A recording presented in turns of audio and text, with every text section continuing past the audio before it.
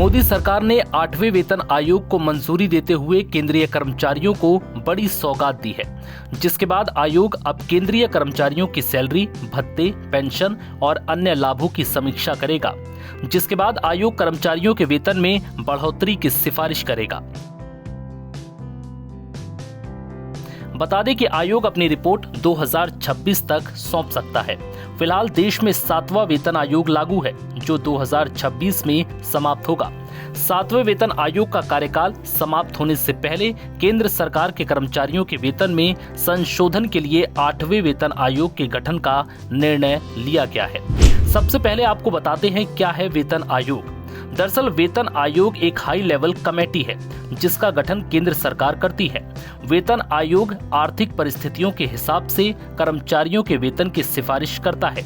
इसमें कर्मचारी कल्याण की नीतियां, पेंशन, भत्ते और अन्य लाभ शामिल होते हैं। अब आपको बताते हैं कि किन कर्मचारियों को लाभ नहीं मिलेगा। दरअसल पब्लिक सेक्टर अंडरटेकिंग और ऑटोनॉमस बॉडी के कर्मचारी और ग्रामीण डाक सेवा पे कमीशन के दायरे में नहीं आते। इसके अलावा कुछ स्पेसिफिक कर्मचारी जैसे कि हाई कोर्ट और सुप्रीम कोर्ट के जज भी पे कमीशन के दायरे से बाहर होते हैं। इसके वेतन और भत्ते अलग नियम और कानून के तहत तय होते हैं। ऐसे में इन पर 8वां पे कमीशन लागू नहीं होता। अब सवाल यह है कि कितने साल में वेतन आयोग का गठन होता है। वेतन आयोग का गठन आमतौर पर हर 10 साल में किया जाता है। देश का पहला वेतन आयोग 1946 में गठित किया गया था। आजादी के बाद से अब तक कुल 7 वेतन आयोगों का गठन किया जा चुका है।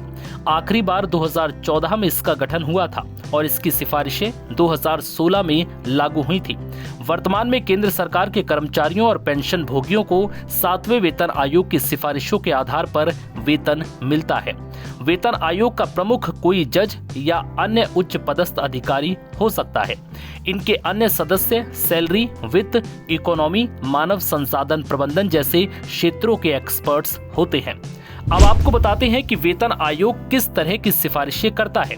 दरअसल वेतन आयोग कर्मचारियों के मौजूदा वेतन में बढ़ोतरी, पेंशन योजना में सुधार, भत्तों में इजाफा, कामकाजी परिस्थितियों में सुधार, नए कर्मचारियों के लिए भर्ती प्रक्रिया और सैलरी स्ट्रक्चर में सुधार और कर्मचारियों के लिए ट्रेनिंग प्रोग्राम की सिफारिशें कर सकता है। वहीं 2026 में अगर ये वेतन आयोग लागू हो जाता है तो केंद्रीय कर्मचारियों को बड़ी राहत मिलेगी। नव भारत टाइम्स की रिपोर्ट।